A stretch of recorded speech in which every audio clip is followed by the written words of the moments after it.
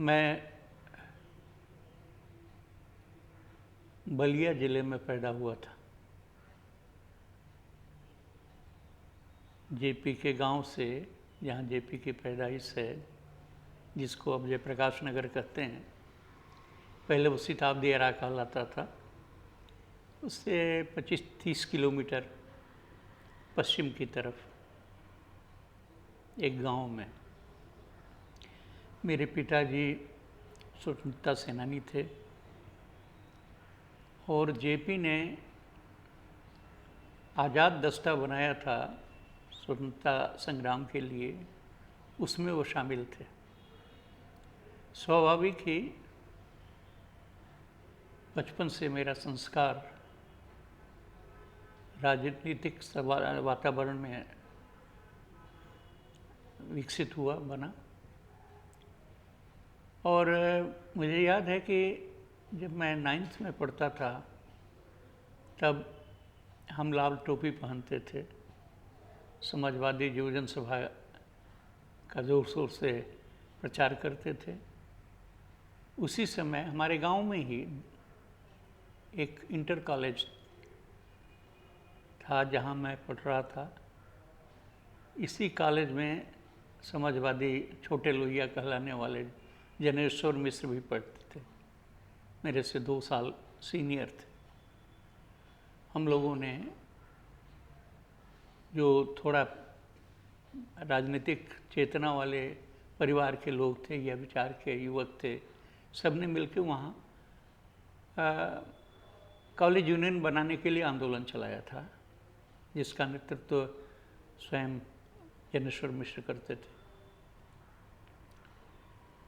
तो उस आंदोलन का नेतृत्व, उसकी प्रेरणा जयप्रकाश जी से स्वाभाविक रूप से प्राप्त होती थी। हम लोग यूनियन बनाने में कामयाब हुए। तब पहली बार जेपी को हमने देखा, क्योंकि हम लोगों ने मिलकर तय किया कि यूनियन का उद्घाटन जयप्रकाश जी से करवाएंगे। वह वक्त होगा मेरा ख्याल है कि 50+ का। जेपी का प्रथम दर्शन आज भी मेरी आंखों के सामने जीवंत हो उठता है। लाल टोपी पहने हुए कुर्सी पर बैठे हम विद्यार्थियों को वो संबोधित कर रहे थे, और वहीं पास में नीचे स्टेज पर प्रभावती जी बैठे चरखा चला रही थी। एक अद्भुत नज़ारा था। एक समाजवादी तेज तर्रार नेता और एक सौम्य गांधीवादी, उनकी सहधर्मिणी प्रभावती जी। ये हमारा पहला जेपी के साथ का साक्षात्कार था।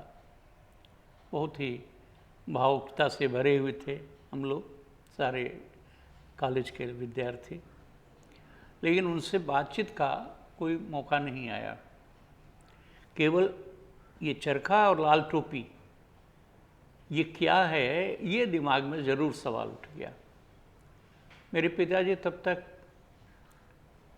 आज़ादी के आंदोलन के दौरान ही गांधी विचार की तरफ आकृष्ट हुए थे, और उन्होंने फिर वो पिस्तौल वगैरह जो आज़ाद दस्ते की थी वो सब फेंक दिया था और रचनात्मक प्रवृत्तियों वाले हो गए थे।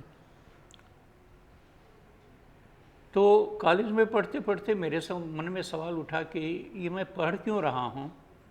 ये तो अंग्रेज़ी साम्राज्य की बनाई हुई गुलामी की शिक्षा है, जो हमें एक क्लर्क बनाएगी। और मेरे पिताजी बार बार हमको समझाते थे और कहते थे कि तुम्हें खूब पढ़ना है, लेकिन नौकरी के लिए नहीं। तो मेरे मन में ये सवाल ज़रूर उस समय उठा था कि नौकरी के लिए नहीं पढ़ना है तो फिर क्यों ये पढ़ना है। मुझे गांधी की शिक्षा लेनी है, गांधी विचार की नई तालीम। मैं साहित्य मंगा करके पढ़ता रहता था। तो मैंने तय किया पिताजी से कह करके कि कोई गांधीयन शिक्षा की संस्था हो, वहाँ हमको ले चलिए। तो बिहार के मुंगेर ज़िले में उस समय के, आज वो जमुई ज़िला है, श्रम भारती खादी ग्राम एक संस्था, गांधी जी के बहुत ही निकटवर्ती, जो गांधी जी के बाद अखिल भारत चरखा संघ, जिसकी स्थापना गांधी जी ने स्वयं की थी, उसके अध्यक्ष बने थे, और सर्व सेवा संघ जो संस्था बनी थी उसके भी अध्यक्ष थे। उन्होंने उस श्रम भारती में नई तालीम का प्रयोग शुरू किया था। तो उस समय बहुत ही डायनेमिक, एक क्रांतिकारी शिक्षा का प्रयोग वहाँ चल रहा था। पिताजी ने कहा वहीं चलो, तुम्हें वहाँ समाधान मिलेगा। तो हम वहाँ जाने के लिए निकले, तो छपरा स्टेशन पर संयोग से जयप्रकाश जी कहीं जा रहे थे, तो मुलाकात हो गई। चूँकि पिताजी के साथ तो उनका परिचय अच्छा था, तो उन्होंने कहा, ये परिचय कराया, मैंने प्रणाम किया। तो उन्होंने पूछा एक ही सवाल, अपने मन से जा रहे हो कि ये ले जा रहे हैं, यानी मेरे पिताजी? मैंने कहा नहीं, मैं अपने मन से जा रहा हूँ। उन्होंने कहा कि तब ठीक है। आज मैं सोचता हूँ कि जयप्रकाश जी व्यक्ति स्वातंत्र्य के कितने बड़े पक्षधर थे और कितने बुनियाद से थे कि एक लड़का 16-17 साल का अपनी मन से कोई निर्णय ले रहा है या पिता के कहने से उनके इशारे पर चल रहा है, ये जांचना चाहते थे। और उनको जान के अच्छा लगा कि अपने दिमाग से सोच के नई जीवन, नई शिक्षा की तलाश में जा रहा है। उसके बाद मैं वहाँ रहा।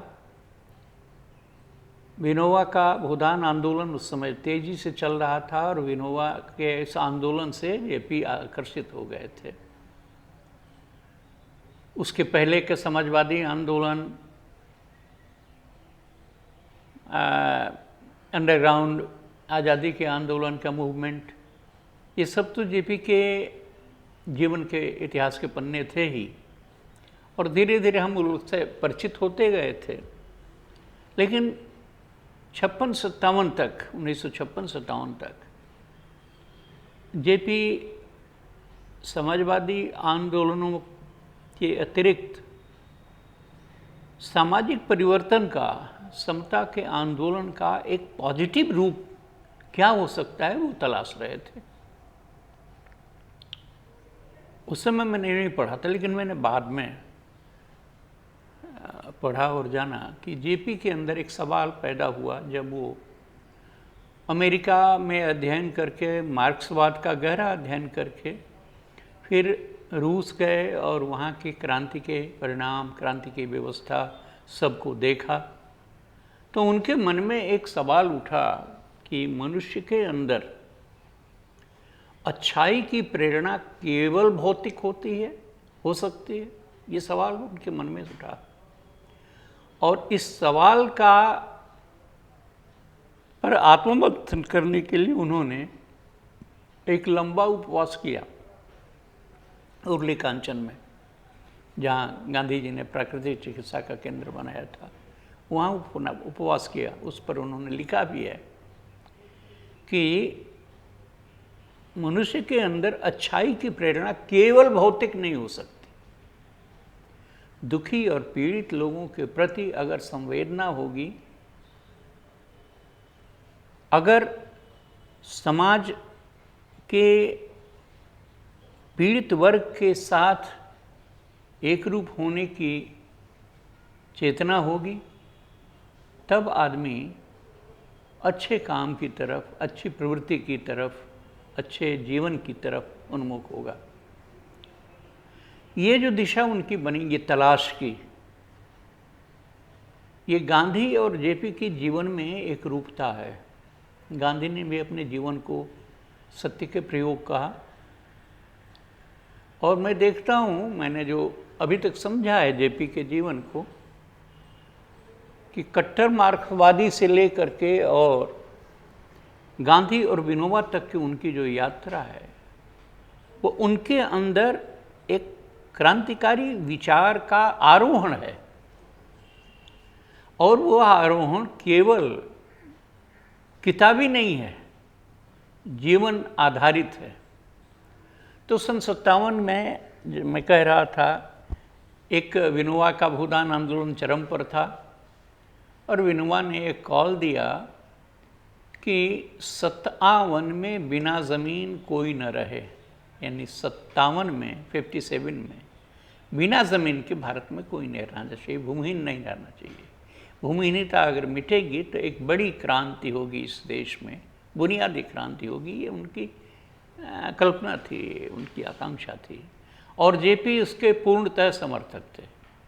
तो जिस संस्था में मैं गया था पढ़ने के लिए, श्रम भारती खादीग्राम में, वहाँ 1956 के आखिरी महीने में, दिसंबर में, एक बड़ा आयोजन था सर्व सेवा संघ की ओर से।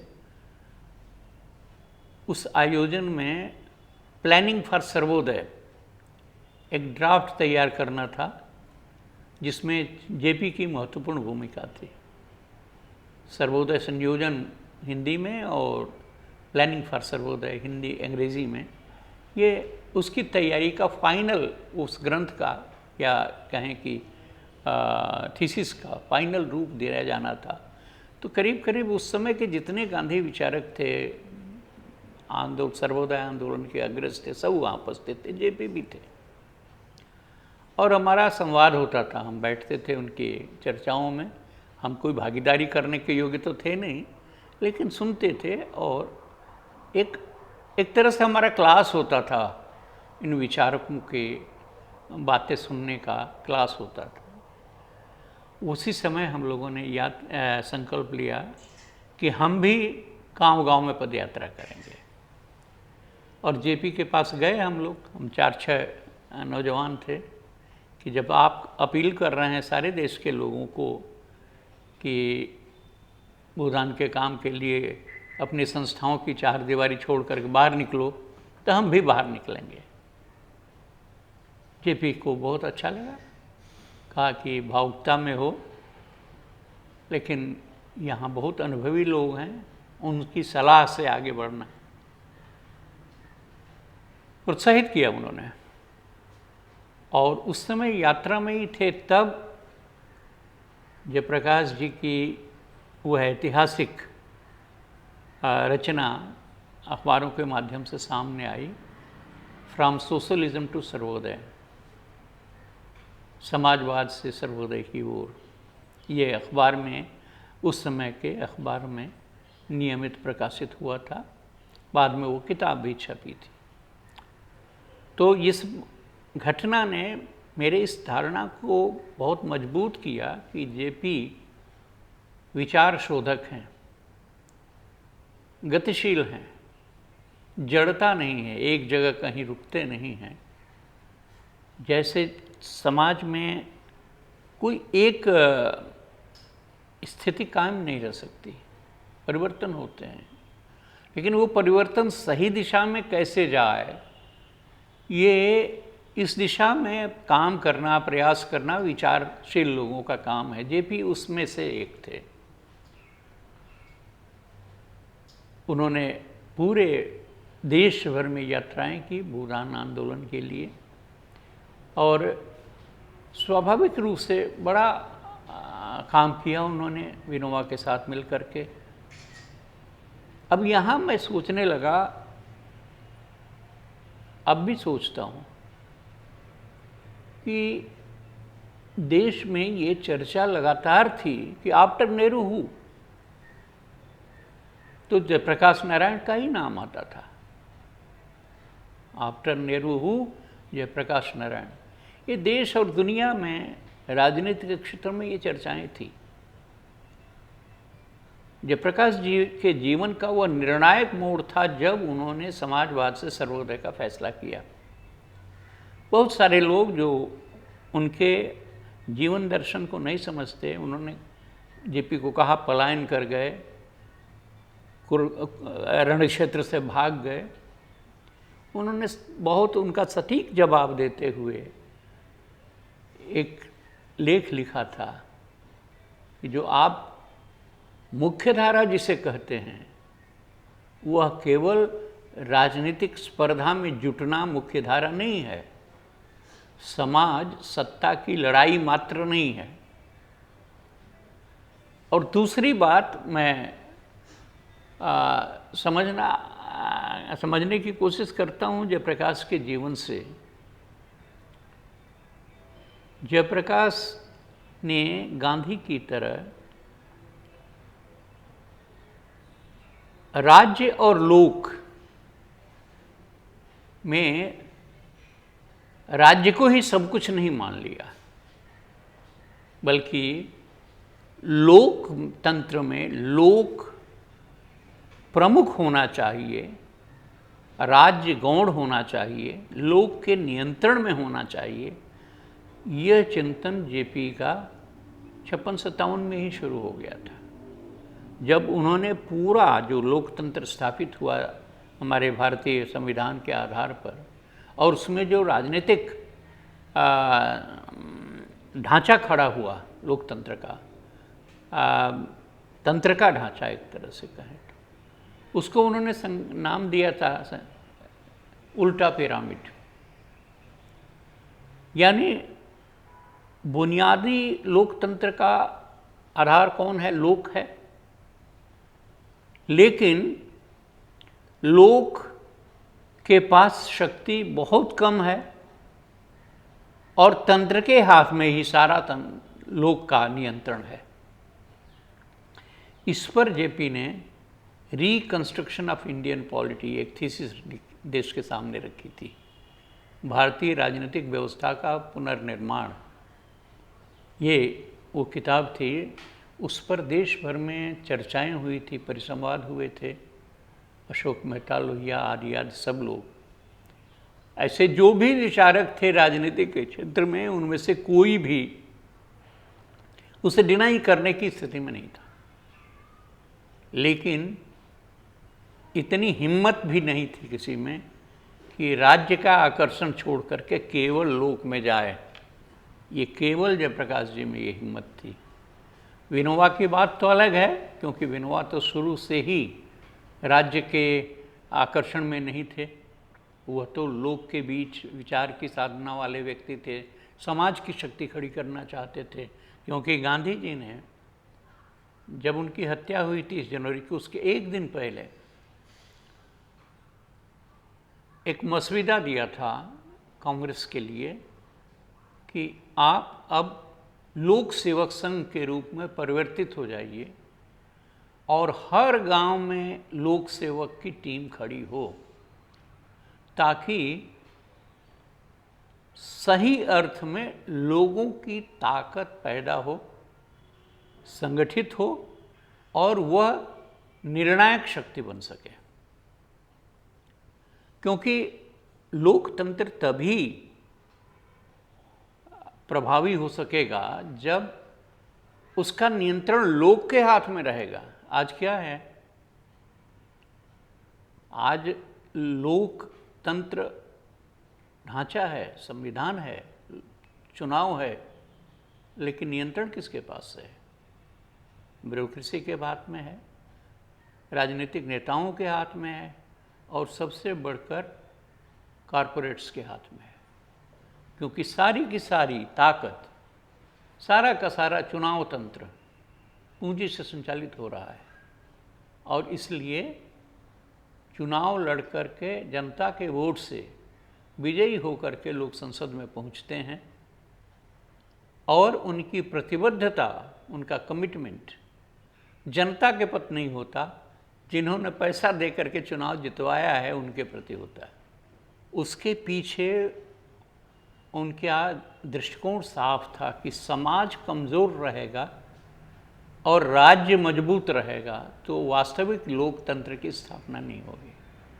इसलिए जब उन्होंने भूदान आंदोलन में सीधे भागीदारी शुरू की और सत्ता की स्पर्धा से अपने को मुक्त किया, तो लोगों ने कई तरह की टिप्पणियाँ की, उसका ख्याल उन्होंने मन से उतार दिया और समाज की शक्ति कैसे खड़ी हो इसकी कोशिश में जुट गए। सीधे समाज से जुड़ने के लिए उन्होंने सहोदेवरा आश्रम की स्थापना की, जहाँ उन्होंने खादी ग्रामोद्योग, कुष्ठ सेवा, नई तालीम, अनेक रचनात्मक काम उन्होंने शुरू कराए। केवल जयप्रकाश जी रचनात्मक प्रवृत्तियों वाले आदमी नहीं थे, शुरू से वो बौद्धिक मनुष्य थे और सोशल साइंस के स्कॉलर थे। अमेरिका में उन्होंने सोशल साइंस के ही अध्ययन किया था। पूरी दुनिया में जो राजनीतिक विचारधाराएं हैं उसका गहन अध्ययन किया था। तो उनके मन में शोध, समाज विज्ञान के शोध की दृष्टि से भी कई उन्होंने प्रयास किए। उसमें से एक प्रयास है, उन्हीं के प्रयास से पटना में अनुग्रह नारायण सामाजिक अध्ययन संस्थान बना। दूसरा, उन्होंने वाराणसी में गांधी विद्या संस्थान की स्थापना की। उनकी अवधारणा थी, उनकी कॉन्सेप्ट ये था कि समाज विज्ञान और सामाजिक आंदोलन दोनों के ब्रिज का काम ये संस्थान करेगा। और संस्थान ने बहुत तरक्की की उनके नेतृत्व में। उस संस्थान को राज्य के आश्रित करने के बदले उन्होंने स्वयं अपने परिचय से, संपर्क से चंदा जुटा के खड़ा किया था और चलाया था। 77 में जब नई सरकार बनी तो ICSSR के उस समय के चेयरमैन ने जाके जेपी से कहा कि जेपी, अब आपका स्वास्थ्य भी इस लायक नहीं है, कैसे, कब तक चलाएंगे? ये संस्था तो इसी के लिए बनी है, तो हम सहयोग करते हैं। जेपी की स्थिति भी ऐसी थी उस समय, स्वीकार कर लिया। दुर्भाग्य से आज वो संस्थान बदलती राज्य व्यवस्थाओं के चक्कर में पड़ कर के बर्बाद हो गया। हमें बहुत दुख है कि हम उसको बचा नहीं पाए। लेकिन जेपी ने जो प्रयोग किए, जो प्रयास किए, वो ऐतिहासिक थे। ये कंसेप्ट ही अपने आप में अनूठा है कि समाज विज्ञान और सामाजिक आंदोलन दोनों के बीच एक सेतु बनना चाहिए। समाज विज्ञान समाज निरपेक्ष यूनिवर्सिटीज़ के लाइब्रेरीज तक कैद न हो जाए और आंदोलन की वैचारिक शोध की प्रवृत्ति कमज़ोर न पड़े। तो वैचारिक शोध के क्षेत्र में जेपी ने काम किया। लोग कहते हैं कि जेपी पलायन कर गए। जेपी ने अपने जीवन से ये सिद्ध किया कि वो पलायन नहीं किए, बहुत अधिक समाज के उपयोगी बने। वो बीच बीच में वक्तव्य देते थे, उनकी बातें सुनी जाती थी तो लोग टिप्पणी करने लगते थे कि ये जेपी बोलते रहते हैं, राजनीति में छोड़ के चले गए और बोलेंगे भी। जेपी संवेदनशील थे इस देश की जनता के प्रति, इस देश के परिस्थितियों के प्रति, तो उससे अलूफ रह नहीं सकते। बार बार उन्होंने कहा कि मैं समाज से, इस देश की जनता से अलग थोड़े हुआ हूँ, मैं राज्य की होड़ में नहीं हूँ, सत्ता प्राप्ति की होड़ में नहीं हूँ। इसीलिए कश्मीर का सवाल रहा हो, जब शेख अब्दुल्ला को गिरफ्तार किया गया था, मुझे याद है कि उस समय जेपी सरकार और फारूक अब्दुल्ला के बीच में, फारूक नहीं, शेख अब्दुल्ला, फारूक तो बात के हैं, शेख अब्दुल्ला के बीच में संवाद बनाने का काम किया उन्होंने। नागालैंड एक समस्या बन चुका था और सरकार के बस का नहीं था। उन्होंने नागालैंड के सवाल को सुलझाने के लिए नागालैंड पीस मिशन बनाया और उसमें कामयाबी मिली उनको। ये जो पूरे देश में उस समय गांधी की प्रेरणा से, विनोबा के अभिक्रम से और जयप्रकाश जी की ऊर्जा से एक अहिंसक परिवर्तन की क्रांति हो रही थी, उसमें जयप्रकाश जी एक लीड रोल प्ले कर रहे थे। और समाज टुकड़ों टुकड़ों में अलग बटा नहीं रहता है, वो प्रभावित करता है एक दूसरे के क्षेत्र को। तो विनोबा का भूदान आंदोलन भूमिहीनता निवारण के लिए कहने को तो चल रहा था, लेकिन उसका जो विनोबा 14 साल देश भर में घूमे, जयप्रकाश जी निरंतर समाज में घूमते ही रहते थे, रोज कोई ना कोई भाषण, कोई ना कोई आयोजन ग्रामीण लोगों के बीच, इंटेलेक्चुअल्स के बीच, विद्यार्थियों के बीच होता ही रहता था।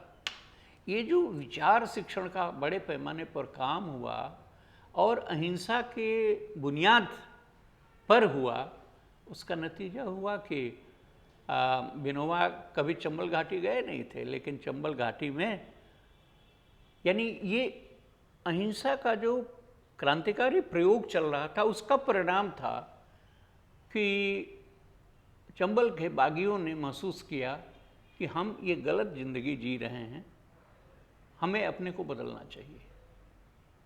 ये कोई दबाव से नहीं, आंतरिक प्रेरणा से प्रभावित होकर के जो समाज में नई धारा ऊर्जा की पैदा हो रही थी, उससे प्रभावित होकर उन्होंने विनोबा के चरणों में 20 बागियों ने समर्पण किया। और ये धारा इतनी आगे बढ़ी कि बाद में 550 बागियों ने जेपी की उपस्थिति में हथियार समर्पण किया और जेपी ने उनको एक नए जीवन की दिशा दी। उस समय प्रभावती जी भी थी, दोनों के पांव छू के उन्होंने कहा कि हमने जो गलती की है उसकी जो सज़ा होगी हम भोगेंगे, तो उसके लिए तैयार हैं, लेकिन अब हम संकल्प करते हैं नई जिंदगी जीने के लिए। ये अहिंसा के क्षेत्र में, ये बागियों के क्षेत्र में सामाजिक समस्याओं के संदर्भ में अहिंसा के प्रयोग विनोबा जेपी के नेतृत्व में जो चला, वो भारतीय इतिहास का उज्जवल अध्याय है। लोग कहते हैं गांधी विचार का क्या हुआ, ये सारा इतिहास भुला देते हैं। और अगर विनोबा और जेपी जैसे लोग स्वराज्य के बाद, आज़ादी मिलने के बाद समाज में इस तरह से घूमते न होते, समाज के सवालों को लेकर के नई पहल नहीं करते होते, तो लोकतंत्र आज जहाँ है उससे और पीछे गया होता, लोकतंत्र विकसित नहीं होता।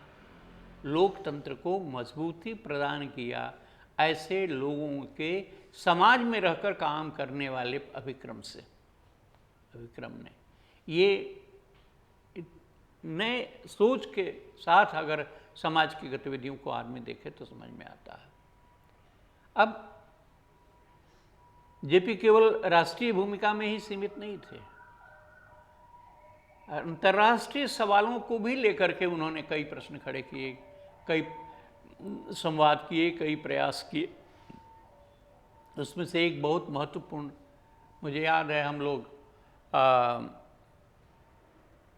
बिहार के एक गांव में सर्वोदय के सब नेता जेपी सहित 3 दिन रहे और विचार विमर्श करते रहे। उस समय बांग्लादेश का सवाल खड़ा हो गया था और जेपी मुसहरी में, मुजफ्फरपुर जिले के मुसहरी में नक्सलवादियों की चुनौती से जूझ रहे थे। ये भी एक जेपी के जीवन की विलक्षण घटना है। एक अहिंसानिष्ठ व्यक्ति कितना सूरवीर होता है, इसका प्रमाण है। वो आराम करने गए थे, शरीर स्वास्थ्य कमज़ोर था हिमालय में, लेकिन वहीं पता चला कि मुजफ्फरपुर के मुसहरी ब्लॉक के कुछ सर्वोदय के कार्यकर्ताओं को नक्सलियों ने धमकी दी है कि क्षेत्र छोड़ के जाओ नहीं तो हत्या कर देंगे। जयप्रकाश जी को ये जानकारी वहाँ मिली और अपना आराम करने का विचार छोड़ दिया। उन्होंने सीधे मुजफ्फरपुर पहुँचे और उन्होंने कहा कि या तो ये सवाल हल होगा या मेरी हड्डी गिरेगी यहाँ।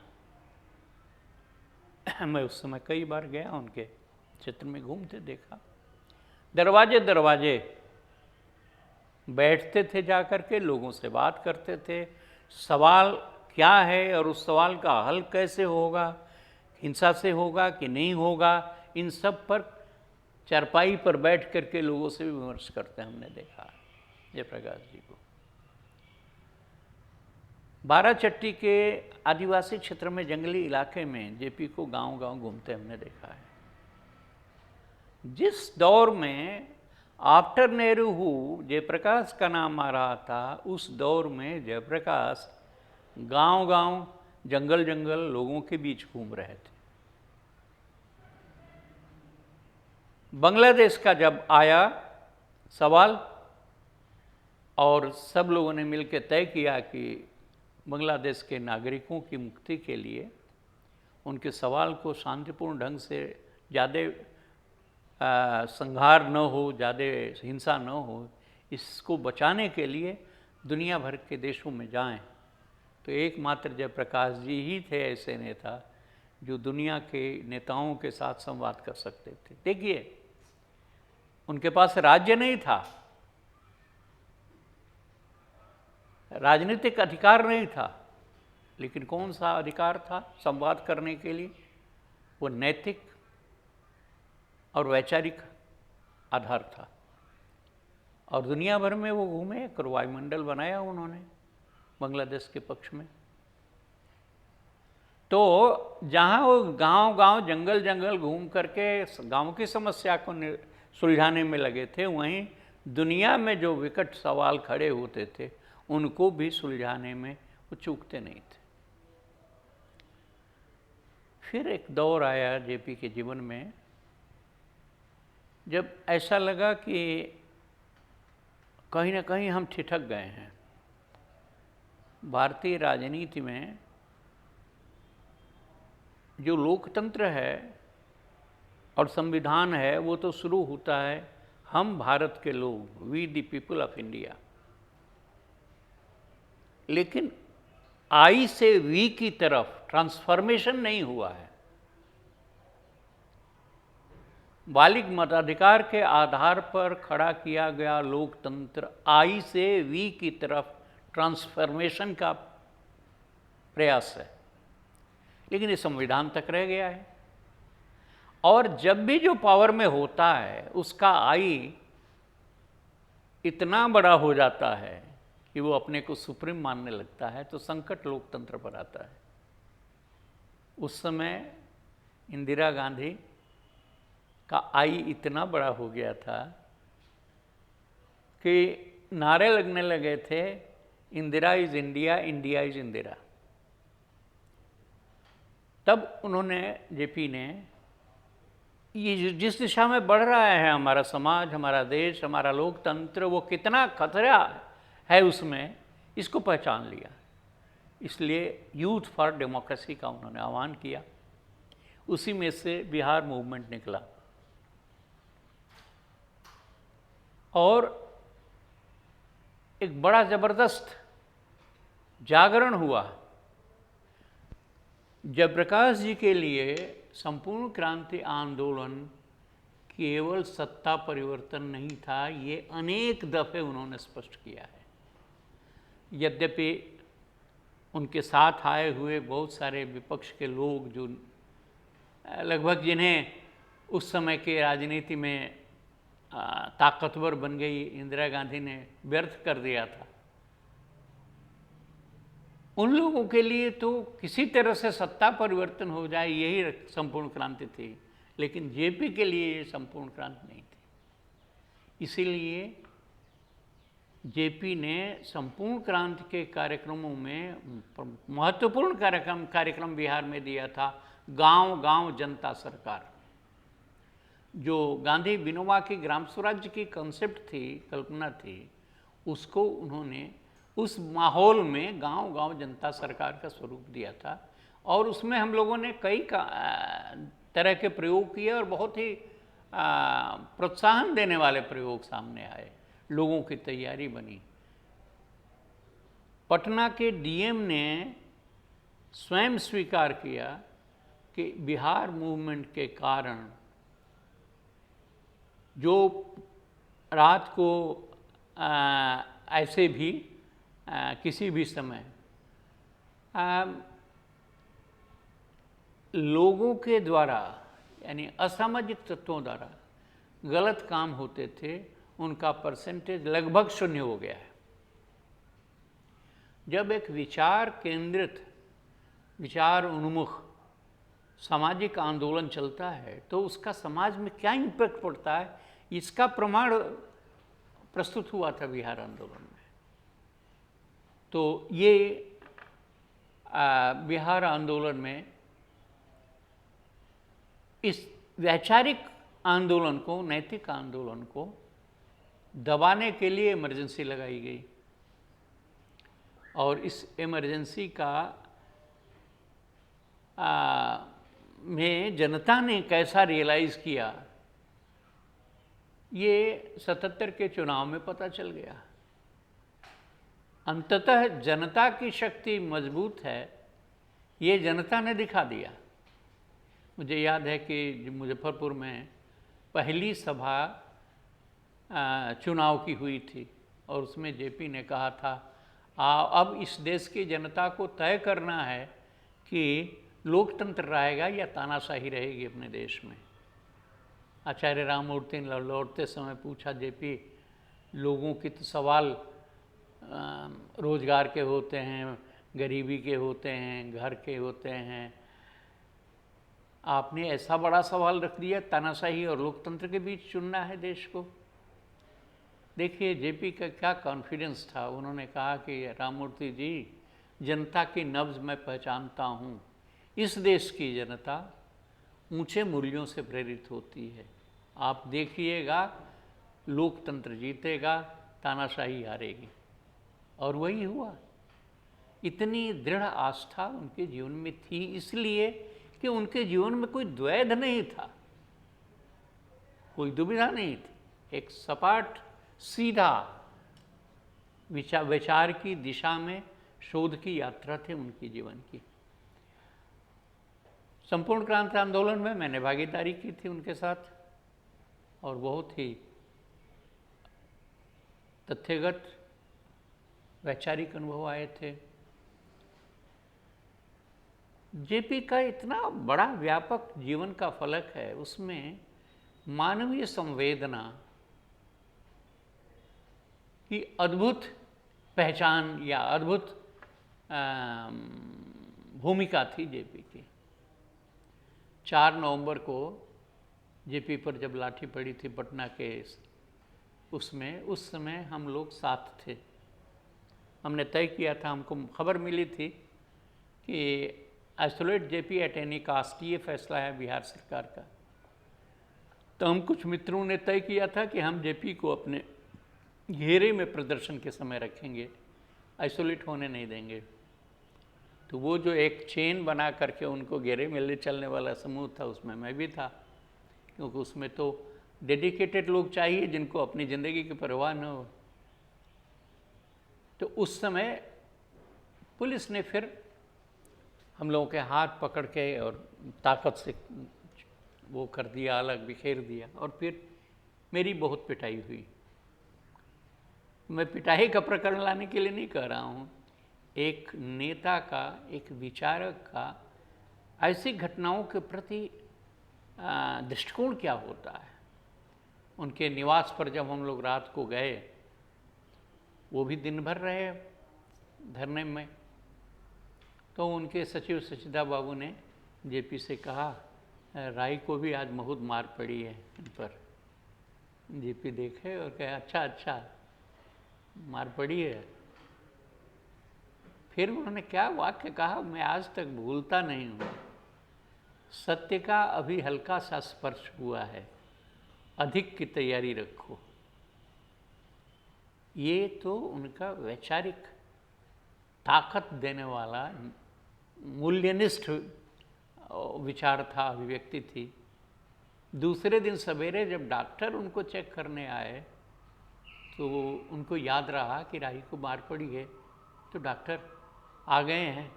उन्होंने मुझे नीचे से बुलवाया और डॉक्टरों से कहा, उनके जो ठाकुर और दो कहा, पहले इसको चेक कीजिए, जो आवश्यक हो इलाज की व्यवस्था करिए, फिर हमारा चेकअप होगा। ये इतना बड़ा आदमी और अपने एक साधारण कार्यकर्ता को किस संवेदना के साथ देखता है, ये उसका उदाहरण है।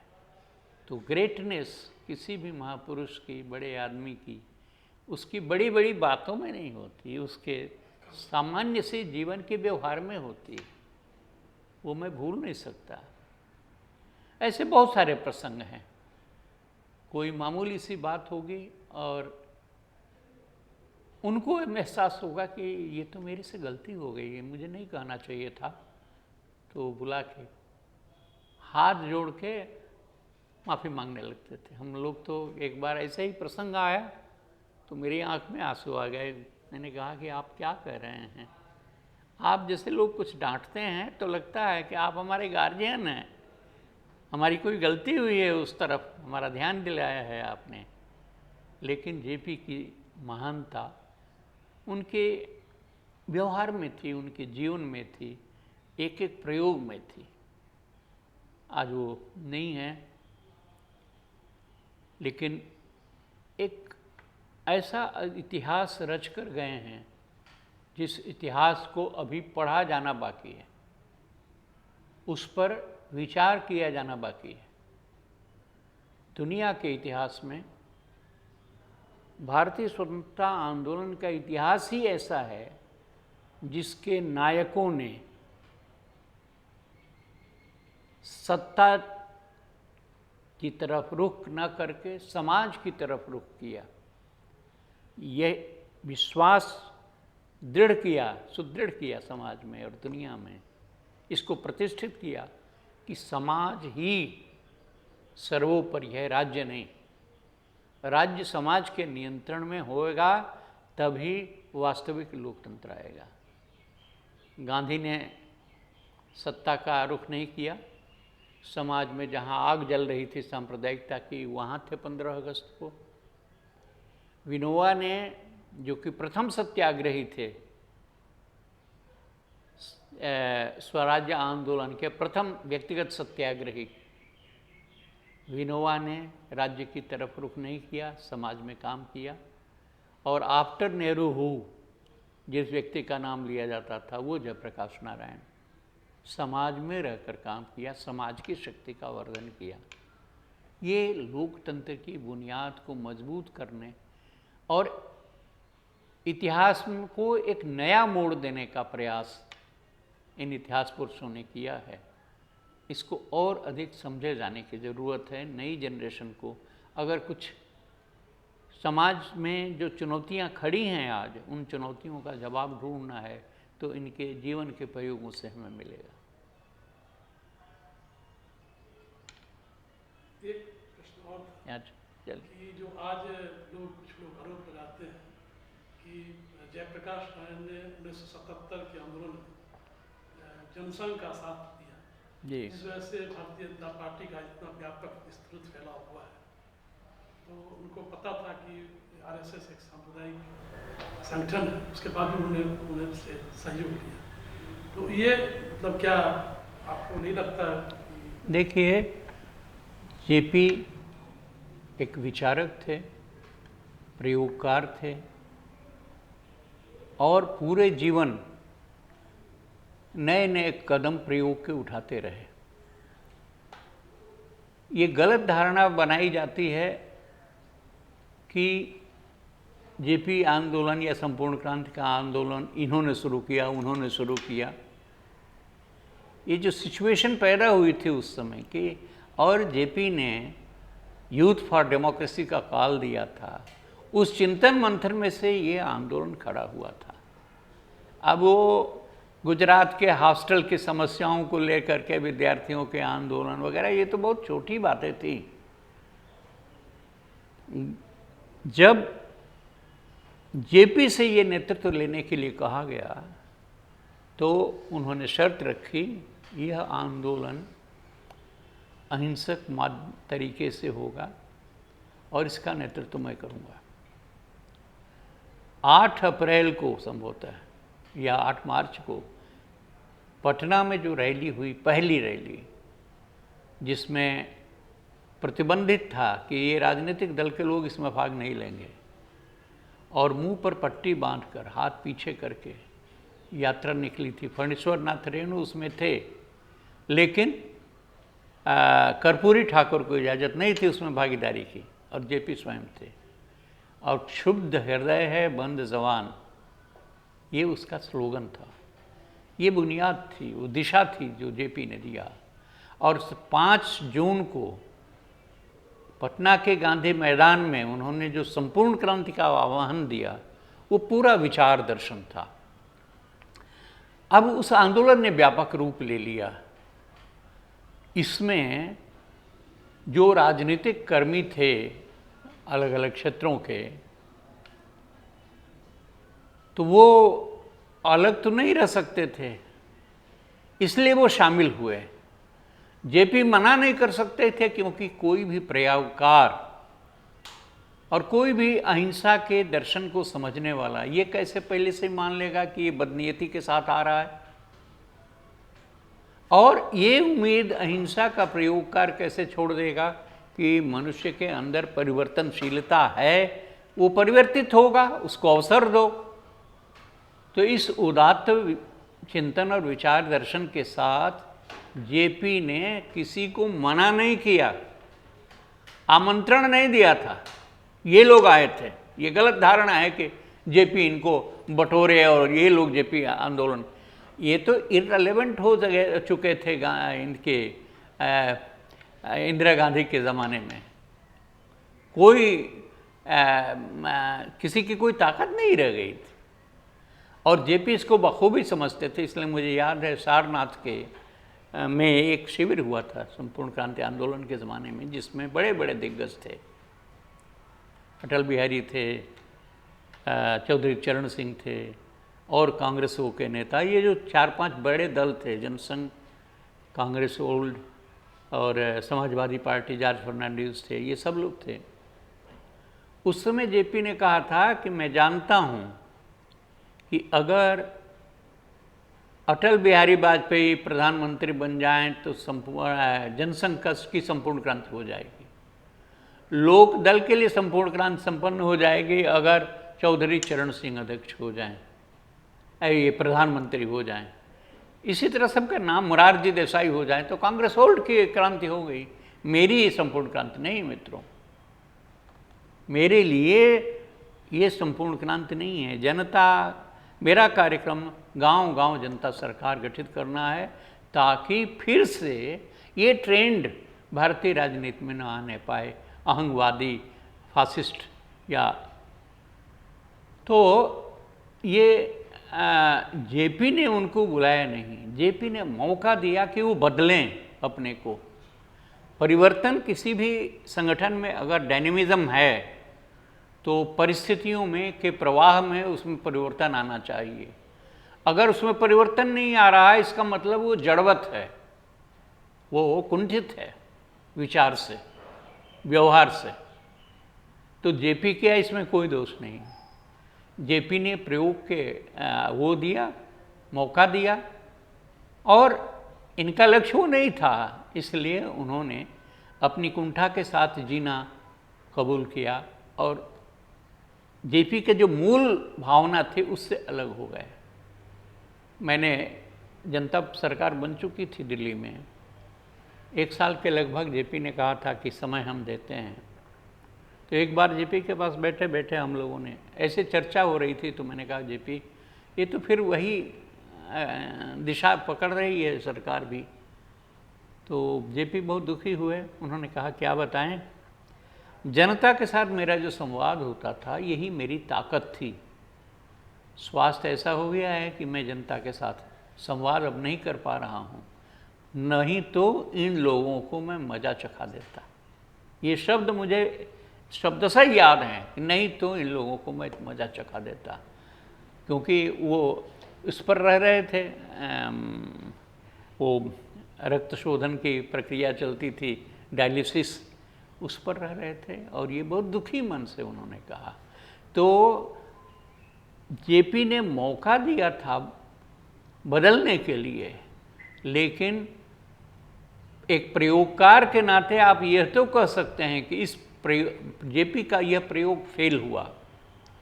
लेकिन जेपी फेल हुए नहीं, फेल ये लोग हुए जिन्होंने एक बड़े अवसर को गंवाया क्षुद्र चीज़ों को हासिल करने के लिए। इसलिए जेपी का कोई इसमें वो नहीं है, दायित्व नहीं है। एक डेमोक्रेट होने के नाते, एक लोकतांत्रिक मनुष्य होने के नाते उन्होंने सबको अवसर दिया था, जिन्होंने भी सोचा जैसा भी। अब दूसरी एक आखिरी बात मैं कहूँगा, लोग कह देते हैं कि क्या हुआ संपूर्ण क्रांति आंदोलन से, ये इस तरह के नेता निकले, उस तरह के नेता निकले। मैं नाम नहीं लूँगा, मेरे लिए उचित नहीं है, लेकिन सब जो नए नेता उस आंदोलन के गर्भ से निकले उनका नाम लिया जाता है। मुझसे जब ये पूछा जाता है सवाल, तो मैं ये कहता हूँ कि जेपी के इस आंदोलन का एक परिणाम यह तो हुआ, और 77 के चुनाव में जनता ने उनकी धारणा को मजबूत किया, स्पष्ट किया, मजबूत किया कि आगे आने वाली समय में कोई भी प्रधानमंत्री अगर तानाशाही थोपने की कोशिश करेगा, चाहेगा थोपना, तो 25 बार, सैकड़ों बार उसको सोचना पड़ेगा कि ऐसा करें कि नहीं करें, क्योंकि इस देश की जनता ने अपनी सुदृढ़ आस्था लोकतंत्र में व्यक्त की थी, इंदिरा गांधी जैसी मजबूत शासक के सामने भी। तो इसलिए जेपी के आंदोलन का, संपूर्ण क्रांति आंदोलन का एक बड़ा मुकाम ये हासिल हुआ कि देश में लोकतंत्र की बुनियाद मजबूत हुई। आज के टाइम में जैसे जो प्रधानमंत्री और जो चल रहा है व्यवस्था, इसमें हम क्या कर सकते हैं? मतलब जेपी को लेके और महात्मा गांधी को, विनोबा जी को लेके हम क्या आगे हम ला सकते हैं समाज को? एक ही काम है जो कठिन है, लेकिन वही करने लायक है। वो ये कि जिस तरीके से सूझे देश की जनता को, मतदाताओं को निर्भय बनाना और उनका आत्मविश्वास बढ़ाना और उनको जागृत संगठित करना, इस बात के लिए कि लोकतंत्र पर पहला हक इस देश के मतदाता का है, राजनीतिक नेताओं का नहीं। क्योंकि राजनीतिक दल के लोग तरह तरह के उन्माद पैदा करके, तरह तरह के लोभ पैदा करके, तरह तरह के भय पैदा करके और कारपोरेट की पूंजी से चुनाव जीत रहे हैं इस समय। ये लोकतंत्र सही लोकतंत्र नहीं कहा जा सकता। इसलिए हर नई जनरेशन की जिम्मेदारी है कि लोकतंत्र की बुनियाद में जो लोक है, मतदाता है, उसको मजबूत करें, उसको निर्भय करें, उसको लोभ और लालच से मुक्त करें। बड़ी बात है, बड़ा दायरा है काम का, लेकिन इसको दृष्टिगत रखते हुए और कैसे हम इम्प्लीमेंट करेंगे, इसमें समय लगेगा। लेकिन देखिए, मेरा तो मानना है कि यह चुनाव भी जेपी के उस आस्था को और मजबूत करेगा कि लोकतंत्र जीतेगा इस देश में। इस देश की जनता बड़े मूल्यों से जीवन के प्रेरित होती है, क्षुद्र मूल्यों से नहीं। चलिए, आप पसीने पसीने हो गए।